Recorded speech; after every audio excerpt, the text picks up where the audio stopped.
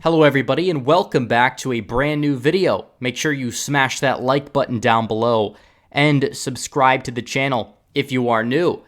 So finally, we have some early vote data coming out of the state of New Mexico for the special election that is going to be taking place in less than 2 weeks from today. And as a result, Democrats are underperforming where they should be. And we're going to talk about exactly why that is. We're going to be talking about, do Republicans actually have a chance in this election? I mean, winning it is a long shot, but could it be really close? Yes, it could be. And that could really determine the national environment for 2022. So we are going to talk about all this and more. But first, I have to tell you guys about my friends over at My Patriot Supply. People always ask me if I'm ready for the next crisis in America. Well, yes, I am. But a lot of people aren't prepared, and they'll suffer when we see things like hyperinflation, gas shortages, a stock market crash, or civil unrest. Friends, don't be a victim. Make sure you have enough emergency food stockpiled today. There's only one company I recommend, and that's My Patriot Supply. They're America's leading preparedness company, and they're here to help you become self-reliant. My Patriot Supply has been in business for over a dozen years, and they've served millions of families, earning over 39,000 4- and 5-star reviews in the process. Their food is specially packaged to stay fresh for up to 25 years, and right now you can save $50 on their 4-week emergency food kit. The meals are delicious and provide 2,000 calories a day, so go to preparewithredeagle.com right now and save $50 on a 4-week kit. Don't wait for something bad to happen because we might not get a warning. Go to preparewithredeagle.com. That is preparewithredeagle.com. So this data right here, Democrats currently at roughly 65% in the early vote, Republicans at 35%. Now, that seems like a massive win for the Democrats, right? I mean, they're up massively in the early vote. Well, they're really expected to be, especially this far out. And turnout is just at 8.6% so far in this district. Now, obviously, that is going to increase. We're going to see higher turnout before Election Day. But also you have to keep in mind that a lot of people that vote on Election Day, the grassroots effort, that is going to be the Republican base because Republicans tend to vote in person, Democrats tend to vote early or via absentee, and we will see what happens when it's all said and done. And Republicans tend to vote in the in-person early vote closer to Election Day as well. And if you want to look at this for comparison, we could look at the 2020 totals by TargetSmart. Around this time, you saw the fact that the Democrats were winning roughly 70-20. Now, so far, they're winning roughly, 65-35, and the numbers fell from 68-65, and the race is on track to fall within 10% in the early vote by June 1st. So then you have the grassroots Election Day effort. Those people are going to come out. And as a result, I mean, they're probably going to vote for the Republican candidate overwhelmingly. And this assumes if independents split 50-50, which is roughly what they did in the 2020 election. So what you can see here is the fact that the Republicans easily could win. I mean, this analysis here says the race will be 52-48 in favor of the Democrat, but we will see what happens. Now, these models were fairly accurate in terms of the 2020 election. They were off maybe by a couple of points here and there, but let's say they're off by 5 points. And a 9-point win for the Democrat would be abysmal. I mean, if you want to look at this, in the New Mexico's 1st Congressional District, this is a district that is 43% Hispanic and also roughly 4% Native American. Whites are a minority in this particular congressional district.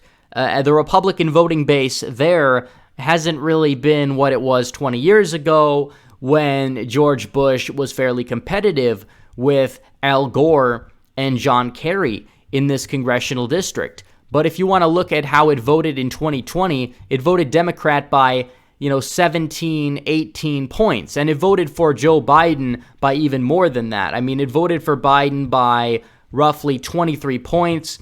It voted for Lujan over Ronchetti by 15, 16 points or so. So if this is going to be within 10, that is massive news for the Republicans. And you could look at this right here and you could compare it to what we saw in Texas in the Texas's 6th congressional district, the Republicans roughly combined for a ridiculous margin in this district. They won like 63 to 37 over the Democrats. They combined for a 25-point win in a district that Donald Trump had won by just 3% a few years prior. And obviously, Ron Wright down ballot did outperform him to a certain extent, but still vastly underperformed the 2021 special election, which apparently, was low turnout.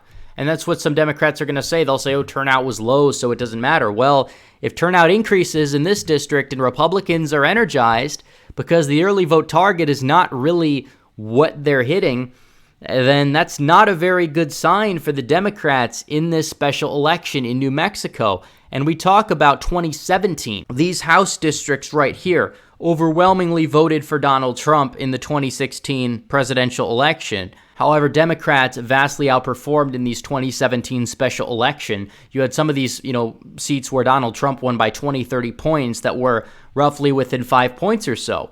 Now, this kind of predicted the energy shift. This kind of predicted the fact that Democrats were going to do very well in the 2018 midterms. They were going to take back the House, and they weren't going to, take back the Senate because their map was so abysmal, but Republicans have a much better map, and they likely will win the swing seats for the Senate. There's a very good possibility they get to 54 Senate seats, and if that's the case, they may be on track for 60 after the 2024 election, which is a filibuster-proof majority. And that includes primarying out people like Murkowski, people that have been the longtime defectors that we saw during the Trump presidency.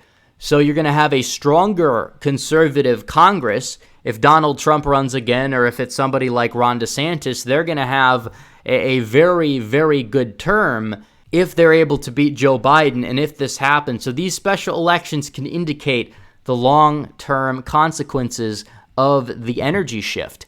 Because, like I said, if you look at some of these, massive overperformances, like take Kansas's 4th, for example, a 24% overperformance over Donald Trump in this district would indicate the fact Republicans would actually flip this seat and get to 214. Now, that's kind of a stretch. I personally think that the Democrats are going to hold it, but is it going to be by the margin that they really want? I really don't think so. I mean, Democrats, some of these people in the election mafia are so delusional. They'll look at the early vote and they'll say, haha, we're winning, we're outperforming Biden, but they don't look at the whole scope of things. They don't look at what happened in history when they were winning the early vote by as much as they were. As more Republicans vote, I mean, there's only 8% turnout right now. If Republicans overwhelm them on election day, they could possibly, I'm not going to say they're going to win, but I am going to say they are definitely going to keep this a very competitive election here. And it's going to be within 10, I believe. If it's within 5, that's huge. If Mark Morris actually ends up winning somehow, that would be gigantic. Now, if he does, I don't really think that he will win in 2022 because definitely more Democrats will be turning out. And even though the energy shift is on our side, it would be probably within 10 points or so if he wins. But it's unlikely that he would probably hold his seats. Besides, they're redrawing the districts to favor the Democrats in the state of New Mexico as we speak, so I'm not entirely sure what is going to happen. There's talks of Yvette Harrell getting thrown into a more Democrat district because of it, and potentially this could cause Democrats to take further control in the state of New Mexico. But if the energy shift is this way across the country, if it is this way in New Mexico, then you may have to talk about Arizona and Nevada potentially electing Republican senators and Republican governors next fall. I mean, we already saw what happened in Pennsylvania the other day. I mean, that was a massive shift for the Republicans to be able to pass that. And yes, some of it was because Democrats in places like Philadelphia and the Philly suburbs did not turn out as much. But if they're not turning out so much now, what's going to happen when they don't turn out so much in the 2022 midterms?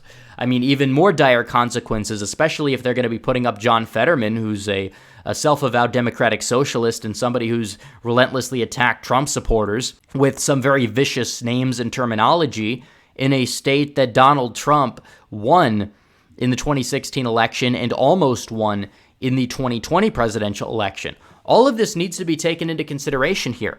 But like I said, this is going to go down the wire. I think that the Democrats probably do win this election, but there is a small chance the Republicans do. And the fact that it's going to be much closer than it was in 2020 will indicate a massive shift of energy to the Republican column.